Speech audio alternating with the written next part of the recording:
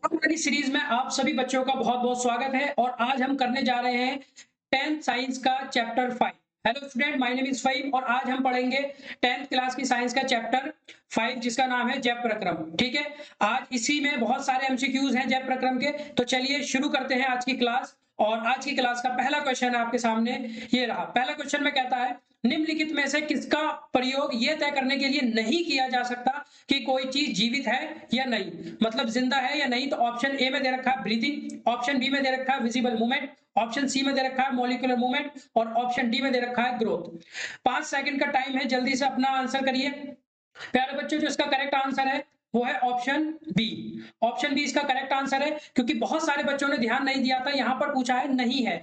सांस लेना ये हमें बताता है कि कोई इंसान या कोई जानवर जिंदा है या नहीं। ऐसे ही जो मॉलिक्यूलर मूवमेंट होता है ये भी यही दर्शाता है और जो ग्रोथ होती है ये भी यही दर्शाता है। लेकिन विजिबल मूवमेंट ये नहीं दर्शाता कि कोई चीज अलाइव है या जीवित है या नहीं। जैसे एक चलती हुई कार जीवित नहीं होती। ठीक है, तो इसका करेक्ट आंसर है ऑप्शन बी। ठीक है, चलिए अगले क्वेश्चन पे चलते हैं। अगले क्वेश्चन में कहता है वह प्रक्रिया जिसके द्वारा स्वयंपोषी बाहर पदार्थ लेते हैं उन्हें ऊर्जा के संचित रूप में परिवर्तित करते हैं कहलाती है। ठीक है, पहले में बोलता है रेस्पिरेशन, दूसरे में बोलता है फोटोसिंथेसिस, ऑप्शन सी में बोलता है ट्रांसपिरेशन और ऑप्शन डी में बोलता है ट्रांसलोकेशन। ठीक है, या इसे अगर मैं आसानी से समझाऊं तो आप ऐसे समझ सकते हो, वो प्रोसेस आपको बताना है जिससे पौधे अपना खाना बनाते हैं, तो उस प्रोसेस को हम जानते हैं फोटोसिंथेसिस, जो है ऑप्शन बी में। ठीक है, तो दूसरे का करेक्ट आंसर है ऑप्शन बी। अगले क्वेश्चन पे चलते हैं। अगले क्वेश्चन में कहता है in plants the carbohydrate which are not use immediately are stored in the form of. पौधों में जो कार्बोहाइड्रेट तुरंत उपयोग नहीं किए जाते हैं उन्हें किस रूप में जमा किया जाता है। तो होता क्या है कि जब पौधे अपना खाना बनाते हैं तो वो सारा खाना सारा यूज नहीं करते, बल्कि कुछ को स्टोर करते हैं। तो किस फॉर्म में वो स्टोर करते हैं वो फॉर्म आपको बतानी है। ऑप्शन ए में दे रखा है ग्लाइकोजन, ऑप्शन बी में दे रखा है एमिनो एसिड, ऑप्शन सी में दे रखा है स्टार्च और ऑप्शन डी में दे रखा है आपका फैटी एसिड। तो बच्चों, जो पौधे अपना खाना जमा करते हैं उसे बोलते हैं स्टार्च, जिसे हिंदी में बोलते हैं मंड के रूप में। ठीक है, और जो ऑप्शन ए दे रखा है ग्लाइकोजन, ये ह्यूमन बॉडी में जो फॉर्म होती है, ठीक है ना, जमा करने की, उसे ग्लाइकोजन बोलते हैं। और जो पौधे जिस रूप में कार्बोहाइड्रेट को जमा करते हैं उसे स्टार्च बोलते हैं। तो दोनों का मैंने आपको क्लियर कर दिया है। चलिए अगले क्वेश्चन पे चलते हैं। अगले क्वेश्चन में कहता है the opening and closing of the stomata pore is functional of the. कहता है जो रंध्र होते हैं, जो उनका खुलना बनना किसका कार्य है। पहला एपिडर्मल सेल, दूसरा गार्ड सेल, तीसरा आपका क्लोरोप्लास्ट और डी में दे रखा है वेज शिराएं। तो जो आपके रंध्र होते हैं जिन्हें स्टोमेटा भी बोलते हैं, उनके आसपास बच्चों कोशिकाएं होती हैं जिन्हें बोलते हैं एपिडर्मल ओ सॉरी द्वार कोशिकाएं, जो दे रखा है आपका ऑप्शन बी में, जिसे इंग्लिश में बोलते हैं गार्ड सेल। ठीक है, तो फोर्थ का जो करेक्ट आंसर है वो है ऑप्शन बी। ठीक है, अगले क्वेश्चन पे चलते हैं। Organism like bread, mould, yeast and mushroom break down the food material. Bread, mould, yeast और मशरूम जैसे जीव खाद्य सामग्री में विघटन कैसे करते हैं। तो ऑप्शन ए में दे रखा है inside the body, option B में दे रखा है outside the body, option C में दे रखा है इन द फूड वैक्यूल्स और ऑप्शन डी में दे रखा है स्टमक में। ठीक है, तो जितने भी आपके ब्रेड, मोल्ड, ईस्ट और ये जो मशरूम, ये जो जितने भी आपके ऑर्गेनिज्म है बच्चों, ये सब के सब जो करते हैं वो करते हैं आउटसाइड द बॉडी, जो दे रखा है ऑप्शन बी में। जो ये फूड को ब्रेक डाउन करते हैं वो बॉडी के बाहर ही कर देते हैं। ठीक है, तो अगले क्वेश्चन पे चलते हैं। अगले क्वेश्चन में कहता है in amoeba food is taken in using temporary finger like extension of the cell surface called. जब अमीबा आपने देखा है, उसका बुक में भी स्ट्रक्चर दे रखा है कुछ इस प्रकार से, हम बना देते हैं। ये एक अमीबा का स्ट्रक्चर है और ये अमीबा जब किसी खाने को ग्रहण करता है तो फिंगर लाइक स्ट्रक्चर बनाता है। इन्हीं फिंगर लाइक स्ट्रक्चर को किस नाम से जानते हैं, ये आपसे पूछा है। तो इन्हें बोलते हैं हम सूडोपोडोमिया, जो दे रखा है आपका ऑप्शन सी में, जिसे हिंदी में बोलते हैं कूटपात। ठीक है, ऑप्शन सी।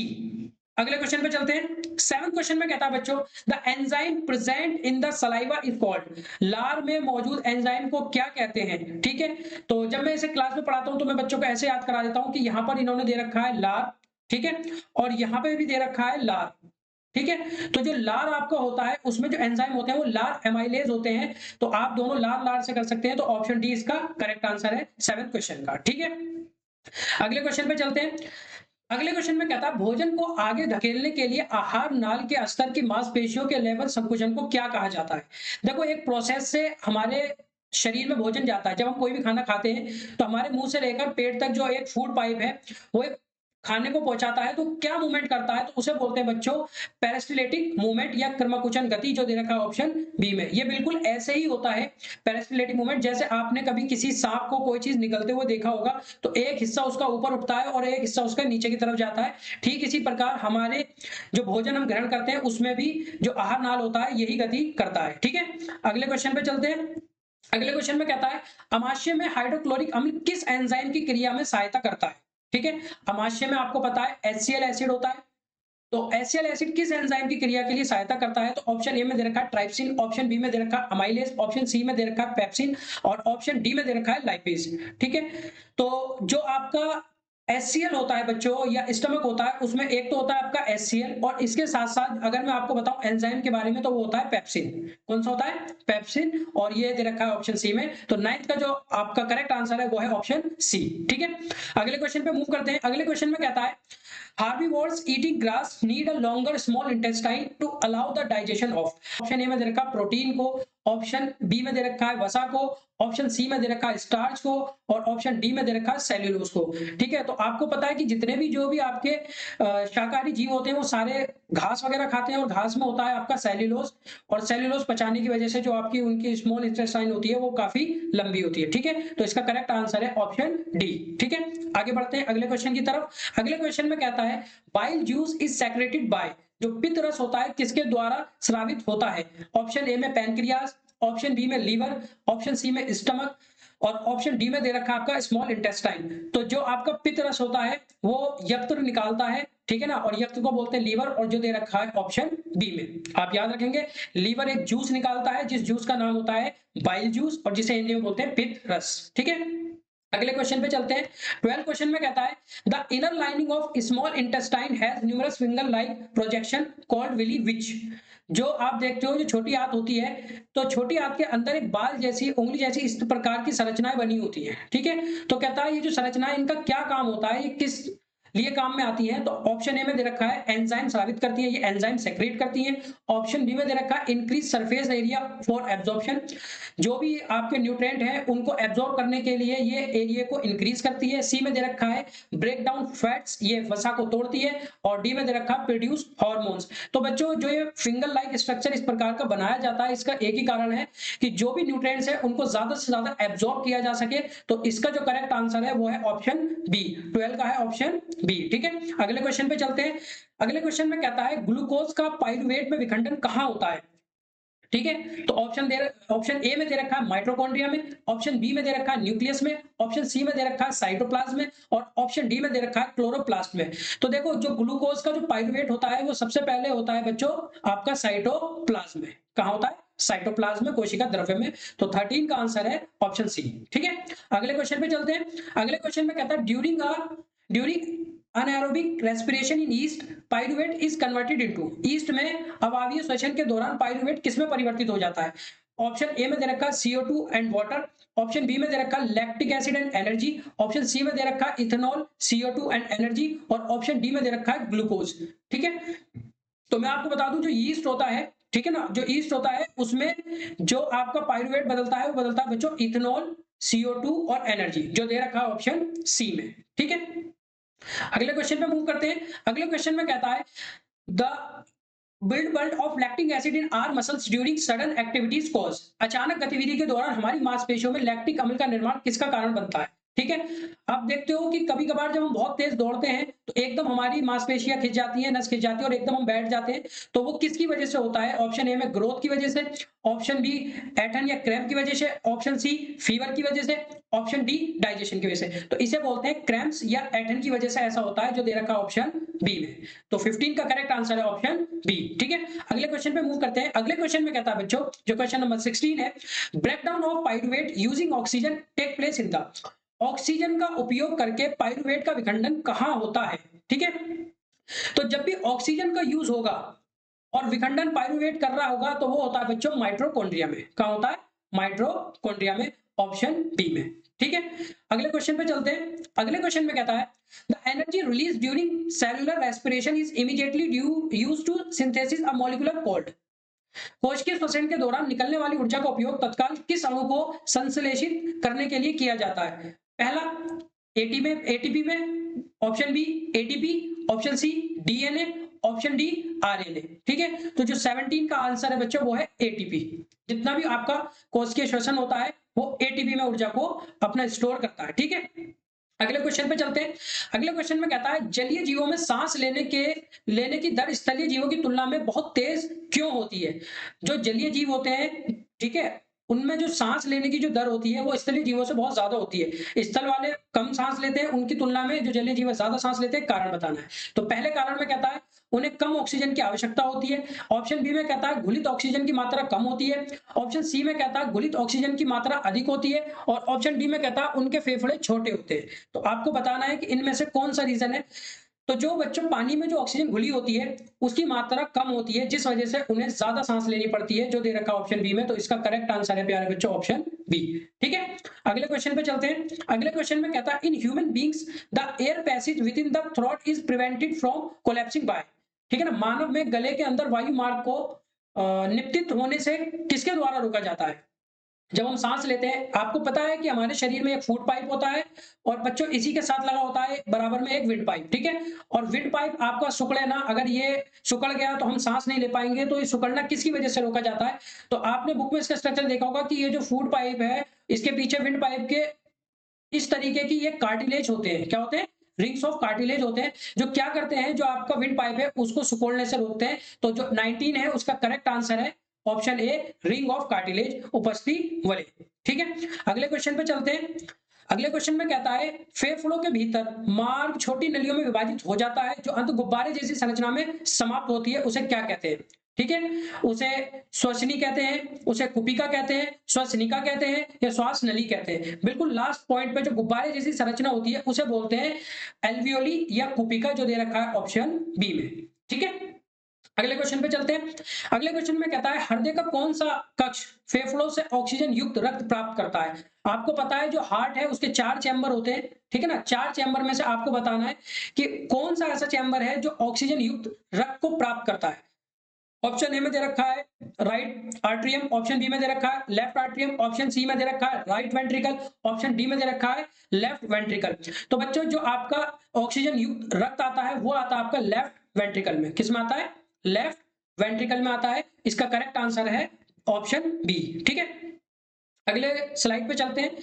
अगली स्लाइड में क्वेश्चन नंबर 22 में कहता है ध्वनियों वह वाहिकाएं हैं जो रक्त ले जाती हैं। ठीक है, arteries are the vessels which carry blood.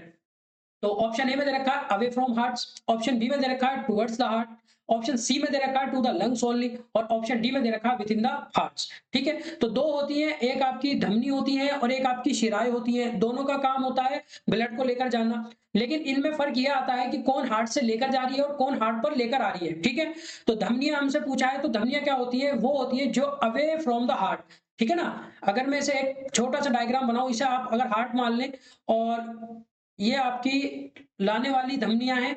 ठीक है, और एक ये है। ठीक है, तो अब जो पहली जो हार्ट पे लेकर आ रही है बच्चों, जो ब्लड हार्ट तक लेकर आ रही है, इसे बोलेंगे हम शिराएं, और जो हार्ट से लेकर जा रही है उसे हम बोलते हैं धमनियां। ठीक है, तो इसलिए इसका जो ऑप्शन है वो है ए, 22 का ए। ठीक है, अगले क्वेश्चन पे चलते हैं। अगले क्वेश्चन में कहता है शिराओं में वाल्व मौजूद होते हैं क्योंकि, ठीक है, या ताकि इंक्रीज ब्लड प्रेशर, ताकि जो आपका रक्तचाप है उसे बढ़ाया जा सके। दूसरे में कहता है फिल्टर द ब्लड, रक्त को छाना जा सके। ऑप्शन सी में कह देता है ensure blood flow only in one direction, और ऑप्शन डी में कहता है ऑक्सीडेट द ब्लड। जो शिराएं हैं, मैंने भी आपको पिछली स्लाइड में बताया, ठीक है ना, कि ये जो है ये आपकी सारी शिराएं हैं और ये आपकी धमनियां हैं। तो आपसे इसमें पूछ रहा है कि जो शिराएं हैं इनके अंदर, शिराओं के अंदर एक वॉल्व लगा होता है। ठीक है ना, इस प्रकार का एक वॉल्व होता है। तो इस वॉल्व का क्या काम है? इस वॉल्व का काम होता है to ensure flow in one direction blood का। ठीक है, ताकि ब्लड एक ही डायरेक्शन में जाए, अगर इधर की तरफ जा रहा है तो इधर ही मूव करे, ऊपर की तरफ मूव ना करे। ठीक है, आई होप कि आपको अच्छे से समझ में आ गया होगा। चलिए अगले क्वेश्चन पे चलते हैं। अगले क्वेश्चन में कहता है leakage of blood from vessels is plugged by, वाहिकाओं से रक्त के स्राव को किसके द्वारा रोका जाता है? ठीक है, ऑप्शन ए में कह रहा है आपकी आरबीसी रेड ब्लड सेल के द्वारा, ऑप्शन बी में कह रहा है डब्ल्यूबीसी व्हाइट ब्लड सेल के द्वारा, ऑप्शन सी में प्लेटलेट्स, और ऑप्शन डी में कह रहा है प्लाज्मा के द्वारा। तो ये जो काम करता है ब्लड को रिसाव से रोकने का वो करता है प्लेटलेट्स। प्लेटलेट्स क्या करता है ना, क्लॉट बनाती है, हमारे ब्लड को क्लॉटिंग करती है, तो इसलिए इसका करेक्ट आंसर है ऑप्शन सी। ठीक है, अगले क्वेश्चन पे चलते हैं। कहता है lymph is similar to the blood plasma but, लसीका रक्त प्लाज्मा के समान है लेकिन ऑप्शन ए में दे रखा है it is red in colour, ये लाल रंग का होता है। Option B it contain more protein, इसमें अधिक प्रोटीन होता है। Option see it is a colourless and contain less protein, ये रंगीन होता है उसमें कम प्रोटीन होता है। ठीक है, और डी में कहता है ये इट ट्रांसपोर्ट ऑक्सीजन। तो जो लिम्फ होते हैं, जो लसिका होती है, ठीक है ना, रक्त प्लाज्मा के समान है, तो इसका क्या होता है, जो लिम्फ होती है, एक तो ये कलरलेस होती है, इसका कोई रंग नहीं होता, और दूसरी बात इसमें जो प्रोटीन होता है वो बहुत ही कम होता है, तो इसका करेक्ट आंसर हो जाएगा ऑप्शन सी। ठीक है, बेसिकली लसीका लिम्फ क्या होती है, जो आपकी धमनियां और ये शिराएं ब्लड लेकर जाती हैं, तो जब ये कनेक्ट होती है दूसरी शिराओं से, धमनियों से, तो बीच में हल्के सी लीकेज की वजह से आपका ब्लड लीकेज होता है और लीकेज होकर वो लिम्फ बन जाता है। ठीक है, चलिए अगले क्वेश्चन पे चलते हैं। अगले क्वेश्चन में कहता है in plants the tissue responsible for the transport of water and minerals is. ठीक है, पौधों में पानी भी चाहिए, खनिज भी चाहिए, तो जो पानी और खनिज का जो परिवहन है, जो इसे पहुंचाएगा, उसके लिए कौन से ऊतक जिम्मेदार है। तो ऑप्शन ए में दे रखा है फ्लोएम जिम्मेदार है, ऑप्शन बी में दे रखा है जाइलम जिम्मेदार है, ऑप्शन सी में आपका दे रखा है पेरेन्काइमा, और ऑप्शन डी में दे रखा है स्टोमेटा। ठीक है, तो जो पानी और खनिज लेकर जाता है वो लेकर जाता है बच्चों जाइलम। कौन लेकर जाता है, जाइलम। ठीक है, इसे आप एक तरीका में अगर आपको बताऊं तो आप इसे ऐसे याद कर सकते हैं, फा से फ्लोएम और फा से फूड। ठीक है, तो जो फ्लोएम है वो फूड लेके जाता है, और जो जाइलम है वो आपका खनिज और पानी लेके जाता है। याद रहेगा। ठीक है, चलिए अगले क्वेश्चन पे बढ़ते हैं। अगले क्वेश्चन में कहता है the transport of soluble products of photosynthesis is called, प्रकाश संश्लेषण के विलेय उत्पादों का परिवहन कहलाता है। ऑप्शन ए में ट्रांसपिरेशन, ऑप्शन बी में दे रखा है ट्रांसलोकेशन, ऑप्शन सी में दे रखा है इवेपोरेशन, और ऑप्शन डी में दे रखा है एक्सक्रीशन। ठीक है, तो जो आपका प्रकाश संश्लेषण होता है वो जो परिवहन मतलब करता है, कहलाता है, उसे बोलते हैं ट्रांसलोकेशन। ऑप्शन बी, क्या बोलते हैं, ऑप्शन बी। ठीक है, अगले क्वेश्चन में चलते हैं। कहता है जाइलम में पानी मुख्य रूप से किसके कारण ऊपर की ओर बढ़ता है। ठीक है, आपको पता होना चाहिए दो तरीके के उत्तक पौधों में पाए जाते हैं, एक जाइलम और एक फ्लोएम। और जाइलम क्या करता है, पानी को लेकर जाता है, और जब ये पानी को लेकर जा रहा है तो पानी ऊपर आपके तने से लेके, जो अगर इसे मैं एक पेड़ बना दूं तो आपका जड़ों से लेके सारी पत्तियों तक पानी को पहुंचना है, तो ऊपर की तरफ पानी को कौन पहुंचाता है ये बताना है। ठीक है, ऑप्शन ए में दे रखा है ट्रांसलोकेशन प्रेशर, ऑप्शन बी में ग्रेविटी, ऑप्शन सी में दे रखा है ट्रांसपिरेशन पुल, और ऑप्शन डी में दे रखा है फोटोसिंथेसिस। ठीक है, तो जो इस काम को करता है उसे बोलते हैं ट्रांसपिरेशन पुल। क्या बोलते हैं, ट्रांसपिरेशन पुल या वाष्पोत्सर्जन खिंचाव। ठीक है, अगले क्वेश्चन पे मूव करते हैं। अगले क्वेश्चन में कहता है translocation of substance in the phloem take place with the help of energy from, phloem में पदार्थों का स्थानांतरण किसकी ऊर्जा की मदद से होता है। ठीक है, अगर फ्लोएम किसी काम को कर रहे हैं, फूड को लेकर जा रहे हैं, तो जाने के लिए ऊर्जा की जरूरत पड़ेगी। ऊर्जा किस रूप में होती है वो आपको बताना है, एटीपी के रूप में होती है, सनलाइट के रूप में होती है, एडीपी के रूप में होती है, या वाटर के रूप में होती है। ठीक है, तो जो भी एनर्जी आपकी सेल में या टिश्यू में होती है वो होती है आपकी एटीपी के रूप में, और एटीपी दे रखा है ऑप्शन ए में, इसका करेक्ट आंसर हो जाएगा ऑप्शन ए। ठीक है, अगले क्वेश्चन पे मूव करते हैं। कहता था filtration unit of kidneys are called, आपको पता है कि जो किडनी होती है वो हमारी बॉडी में फिल्ट्रेशन का काम करती है। ठीक है, फिल्ट्रेशन का जब ये काम करती है तो इसे क्या कहा जाता है, ऑप्शन ए में न्यूरॉन, ऑप्शन बी में एल्वियोली, ऑप्शन सी में नेफ्रॉन, और ऑप्शन डी में यूरेट्रस। ठीक है, यूरेटर दे रखा है, तो 30 का जो करेक्ट आंसर है बच्चों वो है नेफ्रॉन। ठीक है, क्योंकि अगर आप देखो न्यूरॉन ये आपकी तंत्रिका तंत्र में होता है, एल्वियोली ये आपके फेफड़ों में होता है, और ये जो आपका मूत्र वाहिनी दे रखा है, यूरेटर दे रखा है, ये आपका एक्सक्रीशन में आता है। ठीक है, तो एक ही ऑप्शन बचता है वो है नेफ्रॉन, जो गुर्दे में जो भी आपकी गंदगी होती है, वेस्ट मटेरियल होता है, उसे छानने का काम करता है। ठीक है, अगले क्वेश्चन पे चलते हैं। 31 में कहता है in the human excretory system urine is stored in the, मानव उत्सर्जन प्रणाली में मूत्र कहां जमा होता है। ठीक है, तो मूत्र आपको बताना है, ऑप्शन ए में दे रखा है मूत्र मार्ग में, ऑप्शन बी में दे रखा है मूत्र वाहिनी में, ऑप्शन सी में दे रखा है वक्र में, और ऑप्शन सी में दे रखा है मूत्राशय। तो बच्चों जहां पर आपका मूत्र स्टोर होता है उसे बोलते हैं यूरिनरी ब्लैडर या मूत्राशय। ठीक है, तो इसका करेक्ट आंसर है ऑप्शन डी। चलिए अगले क्वेश्चन पे चलते हैं। अगला क्वेश्चन 32 क्वेश्चन देखते हैं। 32 क्वेश्चन में कहता है जैसे जैसे मूत्र वाहिका मूत्र नलिका में बहता है, मतलब जैसे जैसे मूत्र नलिका में बहता है, निम्नलिखित में कौन से पदार्थ चयनित रूप से पूर्ण अवशोषित हो जाते हैं। ठीक है, ऑप्शन ए ग्लूकोज और अमीनो अम्ल, option B urea, option C uric अम्ल और ऑप्शन डी केवल पानी। ठीक है, तो जैसे जैसे मूत्र नलिका में आपका मूत्र बहता है तो जो अवशोषित बार बार किया जाता है बच्चों, वो किया जाता है ग्लूकोज और अमीनो एसिड, क्योंकि ग्लूकोज बहुत ही जरूरी है हमारी बॉडी के लिए। अगर ये मूत्राशय के रास्ते बाहर निकल जाएगा तो जो पाचन तंत्र ने इतनी मेहनत की है इसे बनाने में, उसका कोई भी यूज नहीं रहेगा। तो इसलिए बार बार मूत्र नलिका जब बहती है तो जो पदार्थ अवशोषित करने की कोशिश की जाती है वो करी जाती है ग्लूकोज और अमीनो एसिड। ठीक है, चलिए अगले क्वेश्चन पे चलते हैं। अगले क्वेश्चन में कहता है an artificial kidney is a device to remove nitrogenous waste product from the blood through. कैसे निकालता है? देखो, किडनी का काम होता है कि जो भी आपका वेस्ट मटेरियल है उसे बॉडी से बाहर करना, और स्पेशली वेस्ट मटेरियल में आता है आपका नाइट्रोजन वेस्ट। अब ये जो काम करता है, अगर किसी की किडनी खराब हो जाती है तो आप देखते हो कि हॉस्पिटल में उसे डायलिसिस दी जाती है। तो इसका करेक्ट आंसर है ऑप्शन बी, 33 का ऑप्शन बी। ठीक है, अगले क्वेश्चन पे मूव करते हैं। अगले क्वेश्चन में कहता है plants can get rid of excess water by. पौधे अतिरिक्त पानी से कैसे छुटकारा पाते हैं? मान के चलो कि जड़ों ने पानी को ज्यादा अवशोषित कर लिया और पानी की मात्रा पौधे में ज्यादा हो गई है, अब उसे से बाहर निकालना है तो क्या करेगा? ऑप्शन ए फोटोसिंथेसिस करेगा, ऑप्शन बी रेस्पिरेशन करेगा, ऑप्शन सी ट्रांसपिरेशन करेगा, या ऑप्शन डी अवशोषण करेगा या ऑब्जॉर्प्शन करेगा। ठीक है, तो जो ये प्रोसेस है, जिस प्रोसेस के द्वारा निकलता है उसे पानी को बोलते हैं ट्रांसपिरेशन प्रोसेस। ठीक है, 34 का है आपका ऑप्शन सी। 35 देखते हैं। क्वेश्चन नंबर 35 में कहता है the digestion of protein begin in the. Protein का पाचन कहाँ शुरू हो जाता है? तो जो आपको जो भी हम खाते हैं वो 3 पार्ट में डिवाइड होता है, कार्बोहाइड्रेट, प्रोटीन और फैट। ठीक है ना, और ये तीनों को क्या करना है, बॉडी को एब्जॉर्ब करना है अपने अंदर ताकि वो ग्लूकोज की फॉर्म में जमा कर सके। तो प्रोटीन सबसे पहले कहां पर टूटना शुरू हो जाता है, डाइजेशन होना कहां शुरू हो जाता है? आपसे पूछता है मुंह में, ऑप्शन बी स्टमक में, ऑप्शन सी स्मॉल इंटेस्टाइन में, ऑप्शन डी लार्ज इंटेस्टाइन में। ठीक है, तो 35वें में जो करेक्ट आंसर है बच्चों वो है स्टमक में। सबसे पहले जो शुरू होता है प्रोटीन वो शुरू होता है आपका स्टमक में, तो करेक्ट आंसर है ऑप्शन बी। ठीक है, अगले क्वेश्चन पे मूव करते हैं। Which instrument is use to measure blood pressure? ये तो बहुत ही कॉमन हो गया है, आजकल घर घर में मशीन रखी है बीपी चेक करने की। ठीक है ना, तो वही उसी से आपसे क्वेश्चन पूछा है कि क्या है। ऑप्शन में बैरोमीटर है, ठीक है ना, और सिमग्नोमीटर है, थर्मामीटर है, या ग्लूकोमीटर है। तो आपको बताना है इनमें से किस नाम से उसे जाना जाता है। तो उसे बोलते हैं बच्चों ऑप्शन बी सिमग्नोमीटर। ठीक है, इस तरीके से आप बोल सकते हैं, प्रोनाउंसिएशन थोड़ी गलत हो जाती है इसमें बोलते टाइम, आप बार बार ट्राई करो, ठीक हो जाएगी। ठीक है, अगले क्वेश्चन पे चलते हैं। कहता है normal systolic and diastolic pressure in healthy adult is. अगर जब भी बीपी चेक कराते हैं आप, कभी भी डॉक्टर की दुकान पे गए हो तो जनरली वो बीपी चेक करता है।